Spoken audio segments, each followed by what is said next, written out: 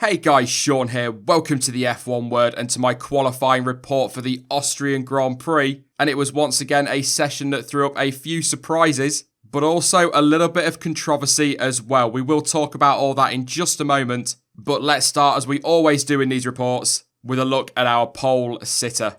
It is Valtteri Bottas who took his first pole position of the season and his second in a row at the Red Bull Ring, becoming a bit of a specialist around there. Teammate Lewis Hamilton will line up alongside him on the front row, but there was only 19/100ths of a second between them. Bottas will start tomorrow's race on the super soft tyres, although to be honest, it looks like both the supers and the ultras will hold out well during tomorrow's race. It was a cracking lap from Valtteri and a well-deserved pole position. A lot of people, of course, feel that the luck has been against Bottas so far this season, and I for one am just hoping that the Finn can have a good, clean race tomorrow and can follow this pole position up with a strong result. Let's have a look then at the rest of the grid, and as I've already mentioned, it is an all-Mercedes front row, and in behind are the two Ferraris, or at least it should be.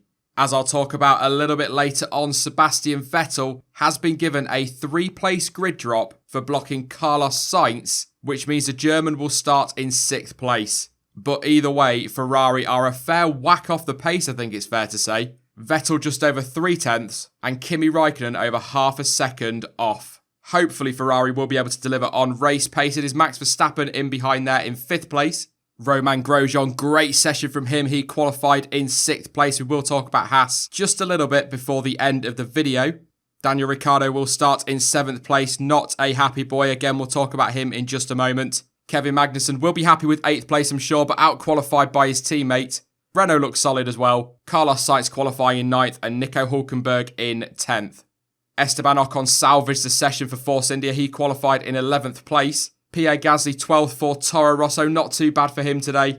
Charles Leclerc qualified in 13th place, but he has got a penalty for a gearbox change following issues in FP3. Fernando Alonso only 14th, but as he said last time out in France, that is in and around where McLaren have been anyway. Lance Stroll had a good session. He got through into Q2. Pretty decent lap from him to do so as well. Yes, he got a little bit lucky with a yellow flag towards the end of that session, but credit where credit is due. However, Stoffel Van Dorn, for the second race weekend in a row, knocked out in Q1. He is definitely now under big pressure. Sergio Perez disappointing for Force India in 17th. He did have issues on both of his runs though, to be fair to him, but still he did not look totally comfortable. Sergei Sirotkin in 18th. Brendan Hartley, of course, another driver under pressure, down in 19th, and Marcus Ericsson will start 20th. Now, as you saw there, Sebastian Vettel has been given a 3-place grid penalty for tomorrow's race after the stewards ruled that he impeded Carlos Sainz during the session. Having looked at the incident again, Vettel is very slow on the racing line and Sainz has to take very quick, evasive action to avoid contact. So I think a penalty is probably fair in this case. What I will add though is that the team have got to take their share of responsibility for this. You know, unless Vettel is told that Sainz is coming up behind him on a hot lap, he isn't going to know until the Renault is right on him. And to be fair to the stewards, they accepted that and also accepted that the team did not warn him about the approaching Renault. However, the stewards also stated that having already admitted to them that he was having issues with rear vision in his mirrors, Vettel should not have been so slow on that racing line during his slowdown lap. I'm not going to say too much more on this. As I've said, I agree with the decision, and looking at it a couple of times, it is a bit of a slam dunk penalty. What it does do for us as fans though, is put another car out of position and could potentially give us some good overtaking tomorrow. One of the bigger talking points of the session though was down at Red Bull, and Daniel Ricciardo was massively frustrated about the team's tactics during the session. As we have seen multiple times this season, the team do try to gain the advantage with the toe to try and compensate for the power deficit they've got with that Renault engine. And again, they tried the same today. However, the Aussie was not impressed by his teammate Max Verstappen being given 2 cracks at it during Q3 and refusing to overtake Daniel Ricciardo and return the favour. Talking after qualifying, Ricciardo said, "I'm not too impressed to be honest. We had 3 runs and I was just punching a hole for everyone. If we got 1 run, fair enough. I'm not that happy. We could have been more fair."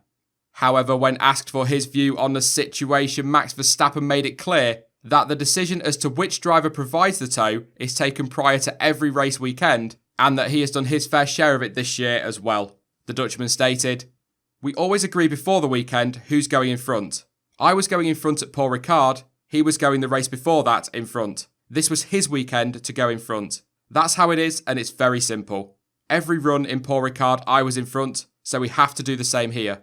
We want to do the best qualifying possible, and of course you want to beat each other. If they say you have to drive in front the whole qualifying, you have to do it. That's what I did at Paul Ricard, so then of course it's Daniel's turn here.